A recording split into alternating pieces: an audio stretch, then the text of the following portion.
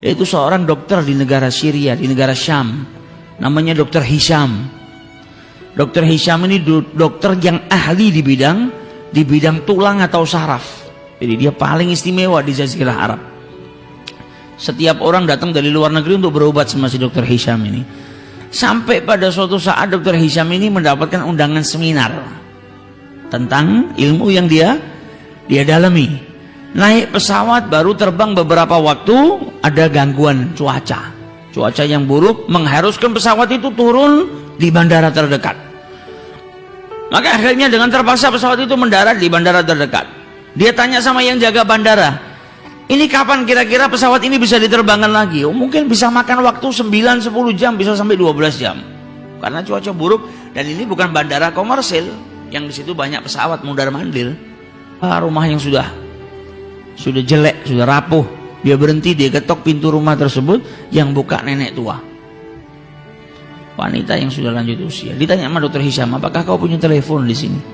Saya ingin mengabari tempat saya yang saya tuju itu karena saya saat ini tidak bisa melanjutkan perjalanan. Kata nenek tadi, saya nggak punya telepon, saya ini orang miskin, nggak punya apa-apa.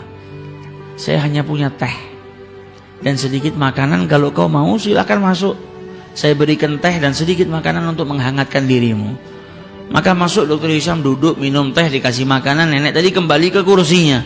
Kemudian di kursinya dia berzikir kepada Allah, berdoa kepada Allah Subhanahu wa ta'ala. Dilihat sama Dr. Hisham, luar biasa ini nenek. Di malam hari dia duduk, dia berdoa kepada Allah. Tanpa Dr. Hisham sadari, ternyata di sebelah nenek tadi ada anak kecil yang terbujur kaku. Ditanya sama Dr. Hisham, ini anak sebelah kau ini siapa? Ini cucuku. Mana orang tuanya? Orang tuanya sudah meninggal. Bapak ibunya mati sudah, yatim piatu. Ini anak saya yang rawat dari kecil. Ditanya sama Dr. Hisham, kenapa anak ini dari tadi saya lihat gak bergerak? Maka dijawab oleh nenek tadi, ya anak saya punya kelainan, ada penyakit di tulangnya atau di sarafnya yang menjadikan sekujur tubuhnya gak bisa bergerak.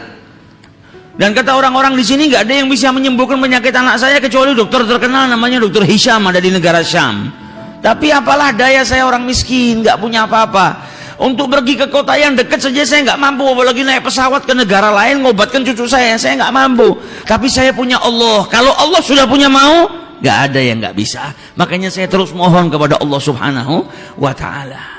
Maka Dr. Hisham mendengar ucapan nenek tadi, badannya gemetar.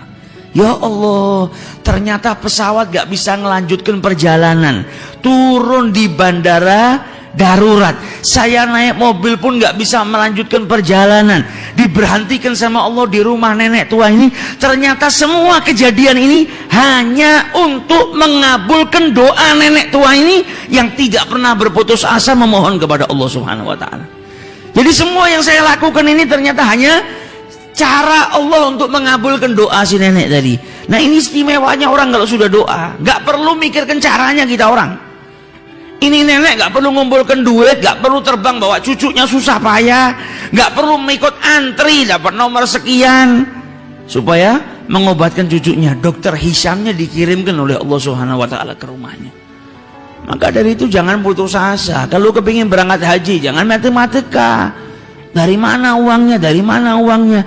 Minta sama yang punya dunia dan seisinya. Kalau Allah sudah mau menakdirkan kita, ngundang kita, nggak ada yang mustahil. Akan dikirimkan rezeki oleh Allah Subhanahu wa ta'ala ke rumah kita dan kita pun bisa berangkat menunaikan ibadah haji. Ini yang perlu kita perbanyak.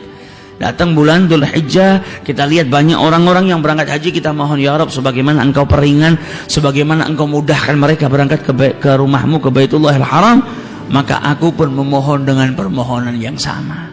Mudahkan langkah ini untuk bisa sampai ke sana. Mudahkan langkah ini untuk bisa berziarah ke Baitullahil Haram, untuk bisa berziarah ke makam Rasulullah SAW. Kita doa, kita usaha, selebihnya serah.